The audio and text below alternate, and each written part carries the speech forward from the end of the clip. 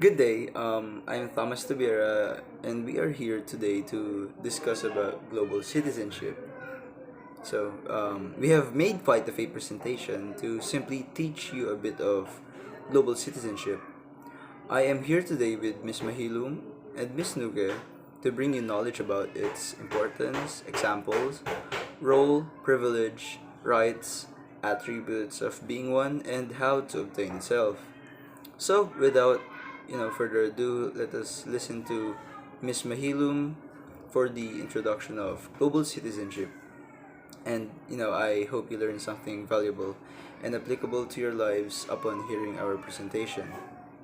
A pleasant day to everyone. I am Micah Mahilum and I am one of the reporters who will tackle about global citizenship. Global citizenship is about the shared human experiences. It acknowledges and celebrates that wherever we come from and wherever we live, we are here together. Our well-being and success are ultimately interdependent. We have more to learn from one another than to fear about our future. This means that we are not only a part of our own country, but we're also a part of the global world. Global citizens includes individuals, corporations, global nomads, locals, young and old, big and small, for-profit and non-profit, public and private, introverts and extroverts, men and women, and children and anyone in between. Global citizenship and long-term visionary leadership go hand in hand. Individual leaders who espouse shared values, and corporate citizens whose governance, ethics, business models, and investment strategy create not only extract value in each and every place they touch. Global citizenship is not the same as globalization. Globalization, the process by which organizations develop international influence or operate on an international scale, is driven by economics, business, and money. It's about the flow of products, capital, people, and information. Global citizenship, on the other hand, is driven by identity and values. Global citizens build bridges, mitigate risks, and safeguard humanity. While globalization is under hot debate today, we have never needed global citizenship more than now. A global citizen is someone who is aware and understands the wider world and their place in it. They take an active role in their community and work with others to make our planet more peaceful, sustainable, and fairer. Historically, human beings have always organized communities based on shared identity. Such identity is forged in response to a variety of human needs and forces: economic, political, religious, and social. As group identities grow stronger, those who share them organize into communities, articulate their shared values, and build governance structures to support their beliefs. Second, global citizens have the responsibility to understand global issues. Global issues are those that cannot be solved by individual nation-states. For example, we need to understand the impact of the growing scarcity of natural resources in all countries, the challenges presented by the current distribution of wealth and power in the world, the roots of conflict within and between countries, and requirements of peace building and peacemaking, and the challenges posed by a growing global population. Third, global citizens have the responsibility to understand their own perspectives and the perspectives of others on global issues. Almost every global issue has multiple ethnic, social, political, and economic perspectives attached to it. It is the responsibility of global citizens to understand these different perspectives and work to build common ground solutions.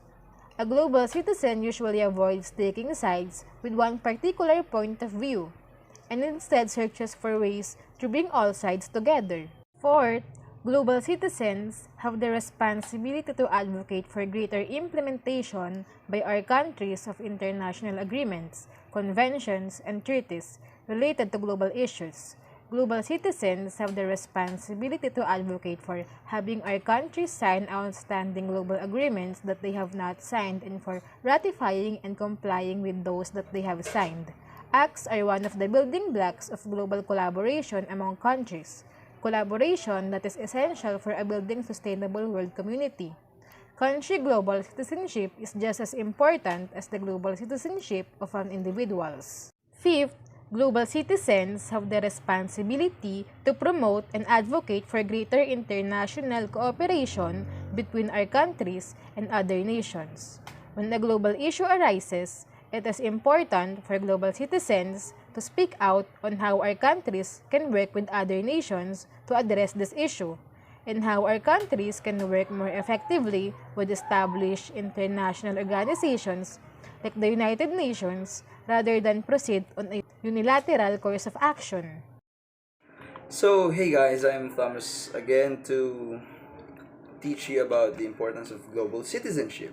So, yeah, global citizenship nurtures personal respect and respect for others, whether where they live, or what age they are, or whatever race specifically they are. So, it encourages individuals to think deeply and critically about what is equitable and just, which means referring to ethical matters or issues. So, this what will minimize harm to our planet. Upon doing so, exploring global citizenship themes help learners grow more confident in standing up for their beliefs and more skilled in evaluating the ethics and impact of their decisions. So, the importance of global citizenship may also include upon acquiring greater awareness of global issues and challenges. Through international experiences, individuals develop a greater awareness of the challenges faced by different parts of the world. In turn, this can encourage young people to think more deeply about the impact of their decisions and activities on the other parts of the world.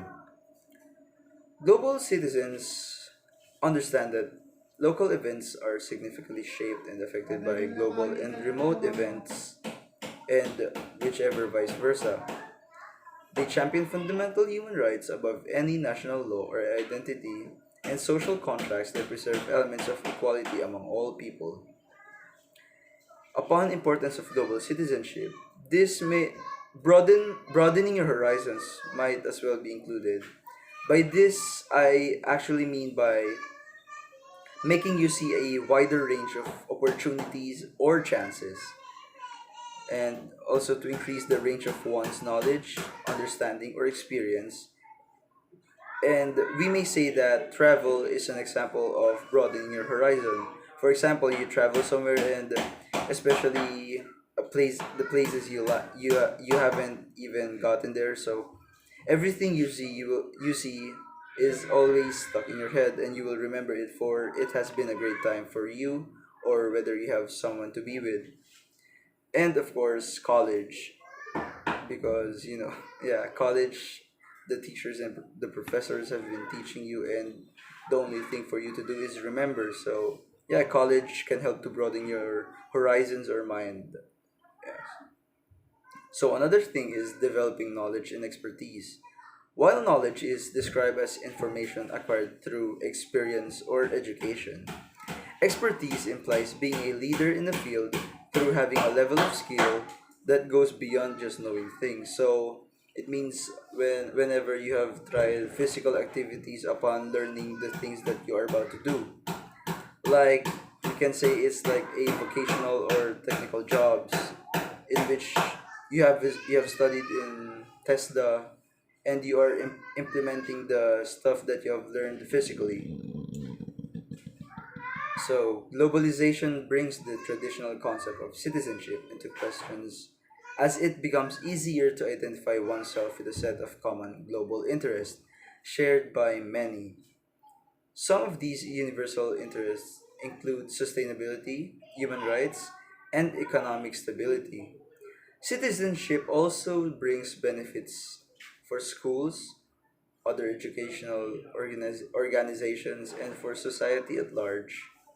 For society, it helps to create an active and responsible citizenry, willing to participate in the life of the nation and the wider world and plays its part in the democratic process. So I might as well include another list of benefits that are felt across the school and beyond. Global citizenship helps young people to build their own understanding of world events, think about their values and what's important to them, take learning into the real world, challenge ignorance and intolerance, get involved in their local, national, and global communities, develop an argument and voice their opinions, see that they have power to act and influence the world around them. So, role of global citizenship in globalization. A global citizen is someone who is aware of and understands the wider world and their place in it. They take an active role in their community and work with others to make our planet more peaceful, sustainable, and fairer. Global citizenship helps young people to build their own understanding of world events. So, role of global citizenship. Its primary goal of building up this cultural awareness is to develop a sense of cultural empathy. The more we learn about other cultures, the more obvious it is that we are all human beings and deserve to be treated as such. Of course, we Filipinos also tend to apply whatever we see in social media, especially the culture that we see in United States. We somehow try to get along and it may look like we are social climbing. So anyway, Shapiro discusses the education of global citizens in the school system, stating that we must teach young people to be border crossers comfortable with human difference and capable of seeing the world from the experience and perspective of others. He continues to explain that issues like poverty, wars, diseases, and environmental crisis that affect the entire world. He calls on the reader to take some responsibility for these issues and to take steps forward resolving them. The second reason it is imperative to become a global citizen is because we all live on the same planet. Our actions not only affect small communities, but also the world at large. Although imagined borders may separate nations ideologically, there are no borders to protect the planet from harmful products, practices, or pollution from distant countries. All of the world's nations share the same ecosystem and space, so pollution and toxic waste from one country will inevitably travel around the ecosystem and damage the environment for everyone. Diversity, interdependence, empathy, and perspective are essential values of global citizenship. Global citizens harness these values and are uniquely positioned to contribute in multiple contexts, locally, nationally, and internationally, without harming one community to benefit another. They foster and promote international understanding.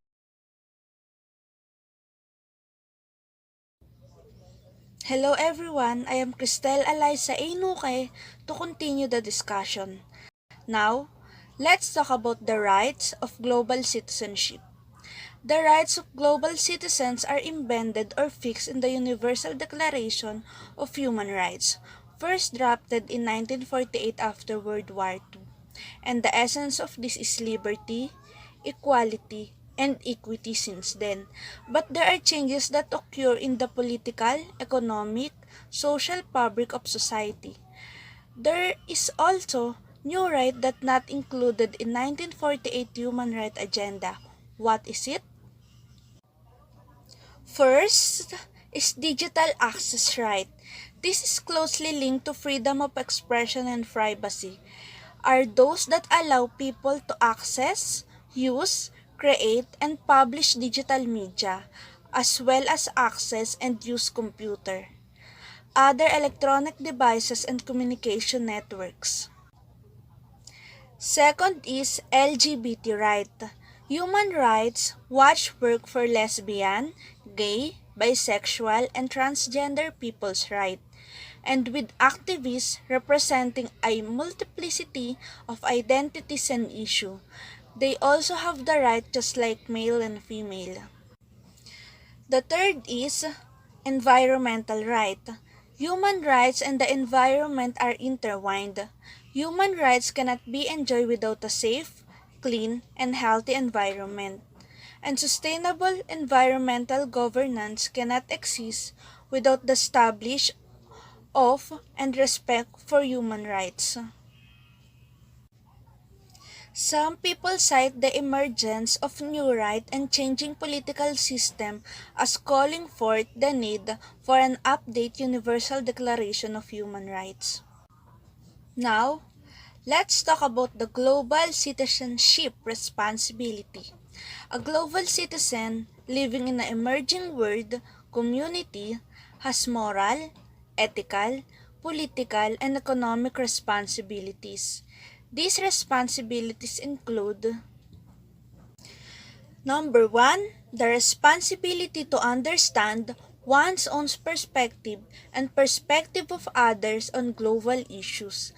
Almost all global issues has multiple ethnic, social, political, and economic perspective attached to it.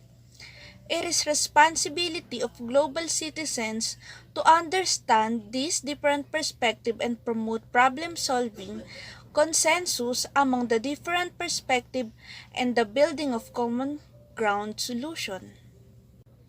Number 2, responsibility to respect the principle of cultural diversity. The multiple perspective that exists with most global issues often a reflection of different cultural belief system. In building a sustainable values-based world community, it is important to maintain respect for the world's different cultural tradition, to make an effort to bring together the leaders of these different cultural traditions who often have much in common with one another. Number 3, responsibility to make connection and build the relationship with people from other countries and culture. Global citizens need to reach out and build a relationship with people from other countries and cultures. Otherwise, we will continue to live in isolated community with narrow conflict-prone points of view on global issues. Number 4, responsibility to understand the ways in which the people and country of the world are interconnected and interdependent. Global citizens have the responsibility to understand the many ways in which their lives are interconnected with people and countries in the different parts of the world. They need, for example, to understand the ways in which the global environmental affect them, where they live, and how the environmental lifestyle they choose affect the environmental in other parts of the world. Number 5, the responsibility to understand global issue. For example, they need to understand the impact of scarcity of resources on society, the challenges presented by the current distribution of wealth and power in the world, the root of conflict and dimension of peace building, the challenges posed by a growing global population. Number 6, the responsibility to advocate for greater international cooperation with other nations. Global citizens need to play activist roles in urging greater international cooperation between their nation and others. When a global issue arises, it is important for global citizens to provide advice on how their country can work with other nations to address this issue. Number 7, responsibility for advocating for the implementation of international agreements, convention, treaties related to global issues. Global citizens have the responsibility to advocate for having their country ratify and implement the global agreements, convention, and treaties that they have signed.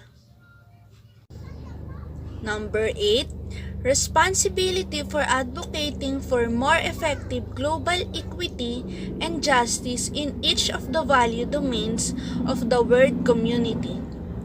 There are growing numbers of cross-sector issues that require the implementation of global standard of justice and equity. For example, the global rise in military spending, the unequal access by different countries to technology, the lack of consistent national policies on immigration. Now, let's talk about how to obtain global citizenship. First, make greener choices, recycling, reducing waste, energy saving, and water conservation all lessen the impact of the environment. Save energy by turning off lights, unplugging appliances when not in use, and buying appliances and light with good energy rating and efficiency. Conserve water by installing a rainwater tank, water efficient showerhead, and appliances. Reduce waste by using reusable containers, water, and coffee cups. Avoid using plastic cup, straw, and disposable items. Upcycle where possible or buy second-hand and create a compost head for scrap. Next is learning other language. Being able to speak another language is useful and rewarding in so many ways. But when it comes to becoming a better global citizen, it is one of the best. Learning a new language means that you gain an appreciation and insight into other cultures that you may previously not have had. You may become more aware of cultural differences, why they exist, and the importance of respecting them. Next is volunteer. Volunteer to help out local charity or one of the work with overseas organization. If you're keen to take it a step further, hop on a plane and spend some time volunteering overseas. Seeing firsthand how your voluntary effort are making a difference to others is a great feeling. As is connecting with those you're helping, it is also a good way of educating yourself on issues that other country may facing. Organizations such as GVI and Project Abroad organize volunteer projects in countries such as Africa, Latin America, Asia, Europe, and Australia. Volunteers have the opportunity to help out in conversation, education, and community projects. Next, travel as much as possible. Traveling is one of the best ways to explore the globe, understand and experience different cultures and countries' challenges firsthand, as well as meet new friends.